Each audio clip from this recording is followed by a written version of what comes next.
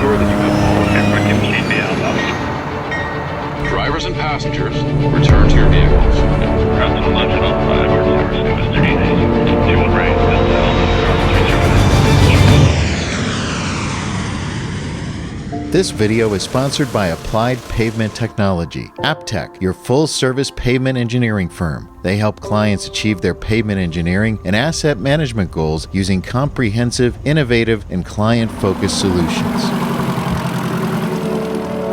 What is the status of aviation in Washington State? And how do you take the pulse of such a huge industry that's vital to the Northwest? Let's take a road trip.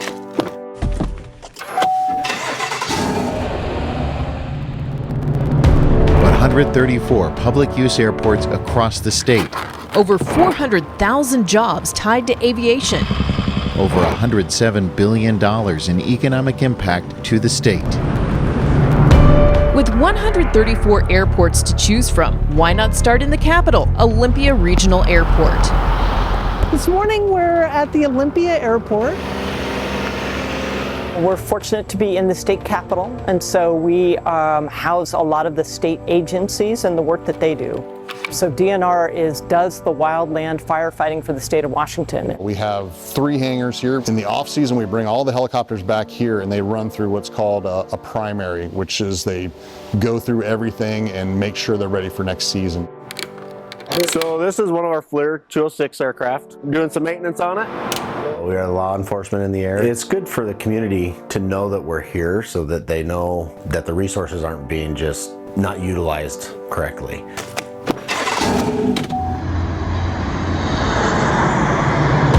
Leaving most of the rain in Olympia, we head up I-5, 60 miles, to King County International Airport, aka Boeing Field, located in the heart of Seattle, where the airspace is running smoother than the interstate.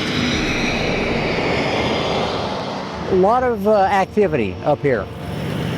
Location, location, location. We got Boeing. They are a very good partner.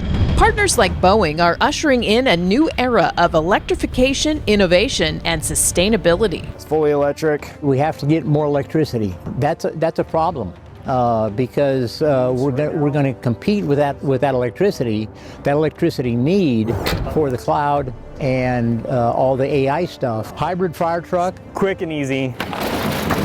And it's an electric ladder.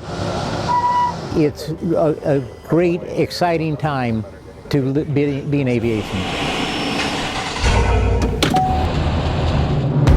The electrified future of Washington State aviation is well positioned 30 miles to the north in the booming tech hub in Everett. Safety is very much at the core of everything we do.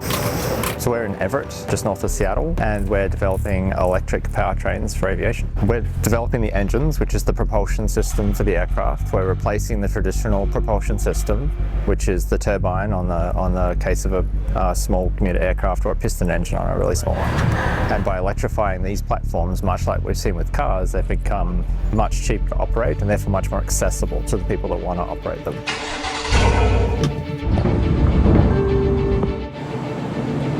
A 15-minute drive to the Mukilteo Ferry Terminal, and you'll see WashDOT is already electrifying its fleet of ferries. The Wenatchee, America's largest hybrid electric passenger vessel, has already launched. But today, we board the Suquamish Ferry, traveling to Whidbey Island and De Laurentiis International Airport.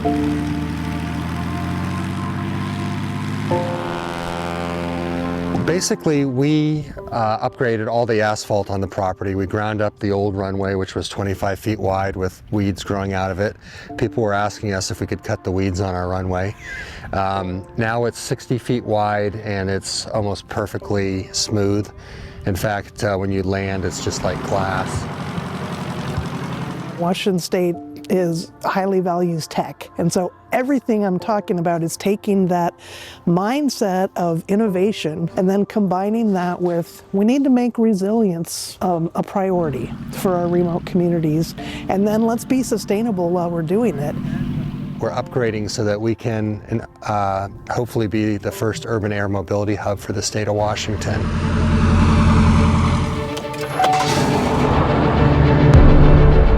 With the Puget Sound Islands building their resiliency, we trek east 260 miles to the airports ready to assist in the event of natural disasters. And we're part of that plan because we'll be one of the few airports that shouldn't be impacted. We have about $40 million worth of projects going on. We have a runway shift where we're shifting our primary runway 300 feet to the north for FAA compliance reasons. We are working on a general aviation rehab and expansion, so a lot of our concrete was from the 1940s, so we're replacing that and we're expanding it so we can have more room for general aviation growth. Another business use of aviation that people don't think of is in agriculture. We have a broad portfolio, I would say, between the ag, the boats that come in and out of here, a lot of times shipping hay that's going to Japan. We've got a rail network that's growing. We've got a Dairy Gold, one of our new tenants, who's going to be using rail, and that's a project that's underway right now as we speak. Our airport is expanding on a pretty regular basis, both in size and airlines that are wanting to be locating here. It's the third busiest airport in the state.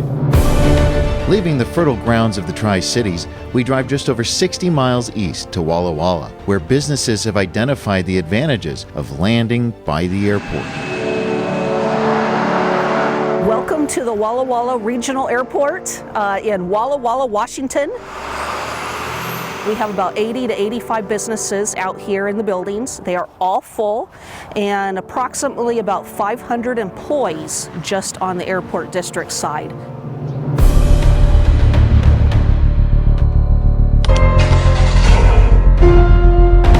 From this eastern valley of rich heritage, dry wheat, onions, and grapes, we travel over 320 miles back up north to Centralia-Chehalis Municipal Airport, right in between Portland and Seattle.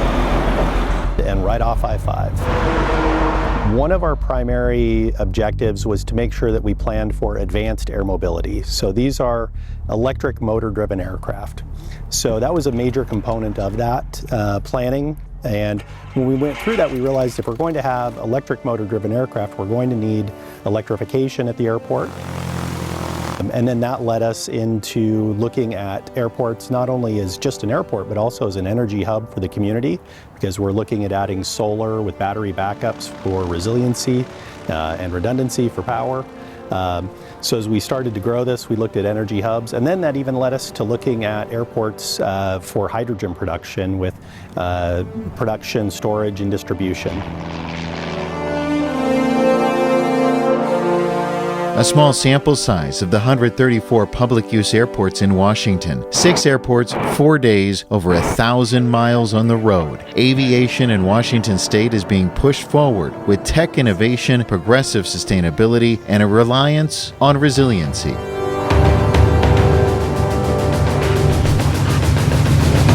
Next road trip, let's take a plane.